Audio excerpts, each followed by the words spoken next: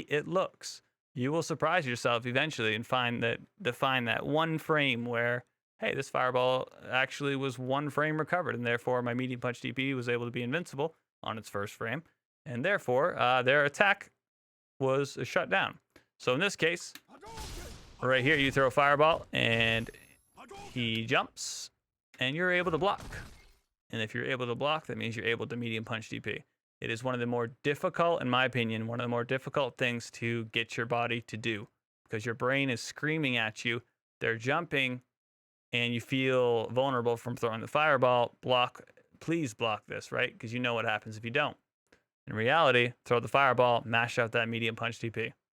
And it feels wrong, but it is the only correct option. Okay, so after whiffing a couple buttons, so let's go back. Okay, we hold the little bit of offense, and bum dum dum, and now we're going back to this jump, and we get anti-aired again, but good basic defense. Right here is where I'd be thinking about standing light kick, EX fireball. Your fireball works for you there, but I always feel like, Wiggles, you either spend it too early or spend it at a range where it just doesn't quite work to your advantage. In this case, forward dash doesn't give you anything. Forward dash some more. You say, okay, you don't want to wake up yet? By all means, let's go to the corner.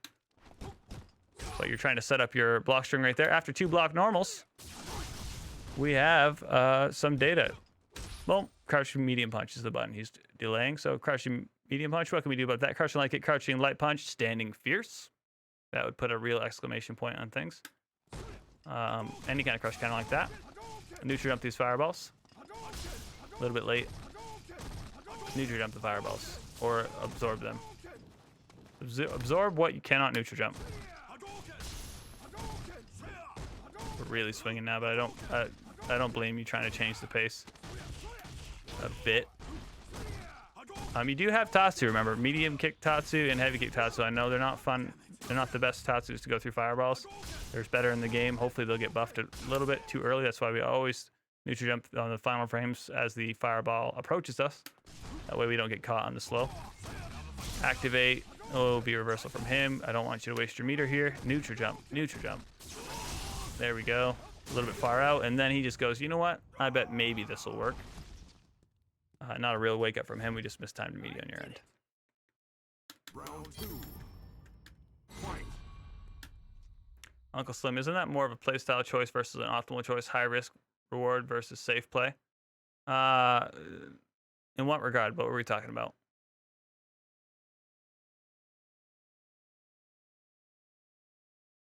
Will it just buffer? Will just buffering it make it come out at the exact time it's recovered? Wiggles, yes. So you throw a fireball, you put in the motion for DP.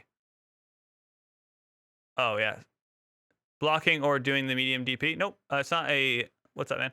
It's not a choice of play styles. It is a losing situation. Okay, when we talk about counting your wins, like we did in the previous